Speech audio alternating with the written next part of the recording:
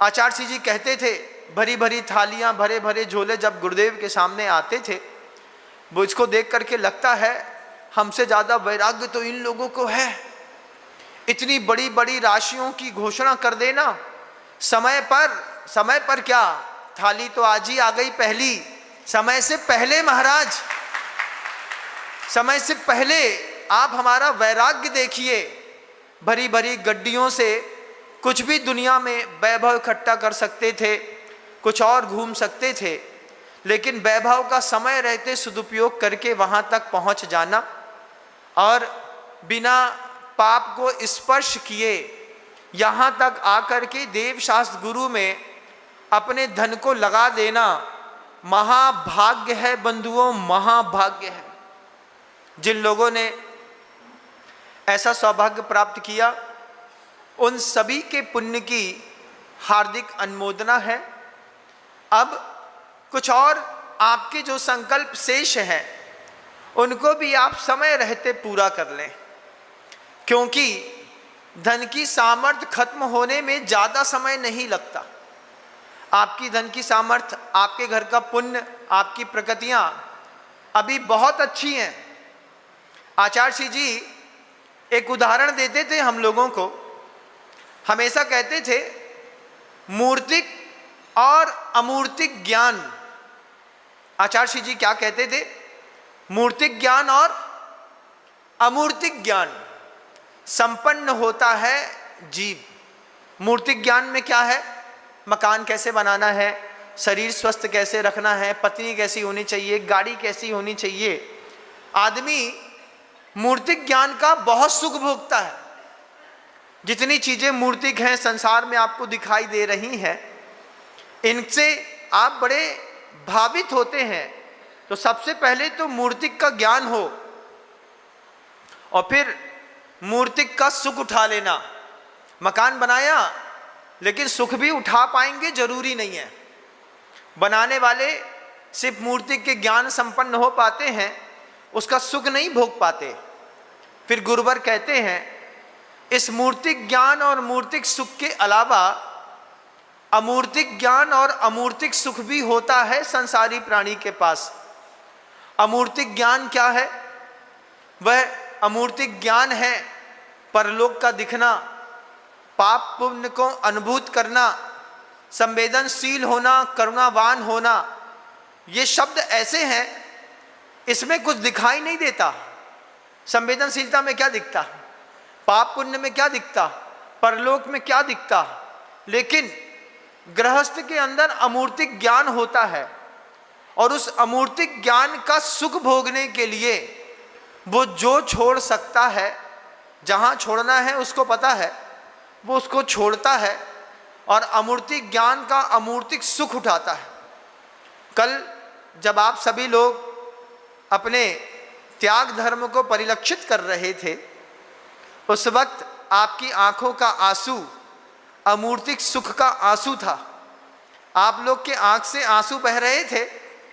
मैं देख रहा था कि क्या विशुद्धि स्थान बढ़ती है, क्या लोगों के अंतर मन में संवेदनशीलता बढ़ती है, किस तरीके से वो अमूर्तिक का सुख उठाते हैं। संचय करने का अपना सुख होता है, वो सुख होता है दुकान में। जब 100 रुपए का जीरा 135 के रेट में बिक जाए तो जीरा बेचने वाले बड़े फैल जाते हैं, अरे आज तो बड़ी गजब की चली, 100 का 110 में बिकना चाहिए था, 135 का रेट हो गया। संचय करने का अपना सुख है, लेकिन विसर्जन का सुख जिन तीर्थंकरों के चरणों में है वो सब आप सभी ने बहुत कुशलता से समझा है। अभी कल की शादी की मिठास अभी भी मुंह में है आप लोगों के भी, और अभी तो ये दूसरों के मुंह तक जानी है। अभी तो सिर्फ ब्याह हुआ है, अब मुंह चायने का बुलौआ होगा। मुंह चायने का बुलौआ समझते हैं? नहीं समझते? बागड़ में होता है, नहीं होता? बुंदेलखंड में होता है। नई बहू आती है तो फिर मुंह चायने का बुलौआ होता है। पूरे गांव के लोग आते हैं, मुंह चायने के बुलौआ में बहू को देखते हैं, टीका लगाते हैं, नेंग करते हैं। 100, 50, 500, 1000 जैसा जिसका प्रेम रहता है उसकी ओली भरते हैं और पैर पड़ के बोलते हैं बड़े पुण्य से ऐसी बहू मिली, बलैया उतारो। तो जाओ उनके यहाँ, उनसे बोलो बड़े पुण्य से तुम्हारा धन हमें देखबे सुनबे मिलो, उनकी भी बलैया उतारो। 501 कलश वाले को आप एक सीफल तो चढ़ा ही सकते हो, नहीं चढ़ा सकते? हाँ महाराज, सौभाग्य है जिन जिन महानुभावों ने जिन भवन को बनाने के लिए अपना पुण्य का उपार्जन किया, उनके घर में जाकर के एक बार उनको मुंह जरूर देखियो, कौन के भाव भय थे। फिर एक टीका कर देना है, चाहे उनके घर जाके चाहे उनको अपने घर बुला के। सुबह बुला लो तो ठीक, सुबह मत बुलाना।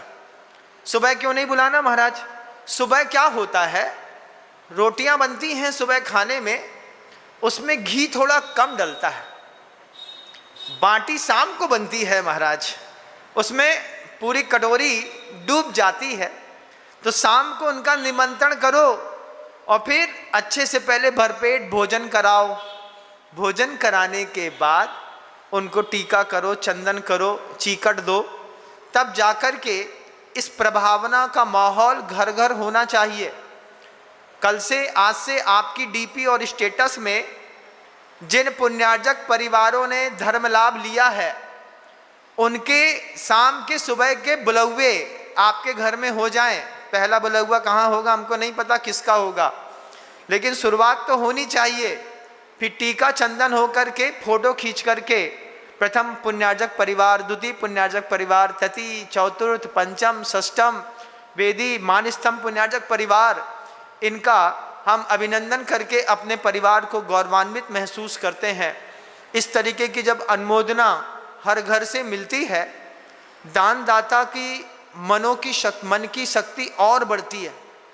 उसके मन के अंदर भाव होता है, छोटा सा नश्वर धन दान दिया तो इतना सम्मान मिल रहा है, इसके अलावा भी कुछ और दूं, तो आपकी छोटी सी अनुमोदना से हो सकता है और कुछ बहुत बड़ा इस बागी दौरा में हो।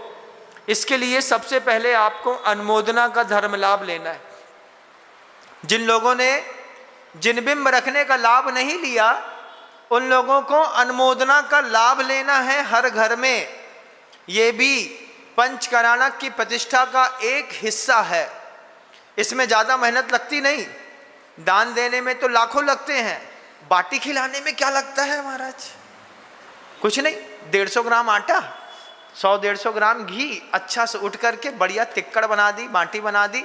नहीं तो लूसा खाटू पापड़ तो फिक्स है हमारा महाराज, बागड़ का फेमस। अच्छे गरम गरम उनको घर में बुला के करा करके, और टीका चंदन जब तक आपका नहीं होगा, जब तक पुण्यार्जक परिवार की समाज प्रभावना नहीं करेगी, तब तक समाज को उन पुण्यार्जक परिवार का पुण्य नहीं लगेगा। ध्यान रखना, सामान तो आ गया, भगवान बन जाएंगे, भक्ति तुम कर लोगे, देव भी बोलेंगे, जिसने पुण्य उपार्जन किया है उसकी तो प्रभावना अपने घर में बुला करके करी नहीं, फिर तुमको पुण्य नहीं लगने वाला। अगर उनके 500 कलश का, 300 कलश का, 250 कलश का छठवां हिस्सा भी चाहिए, तो सबसे पहले आप लोगों को उन पुण्यार्जक परिवार की प्रभावना अपने घर में जिस तरीके से हम कह रहे हैं, इसी तरीके से आप सबको करनी है।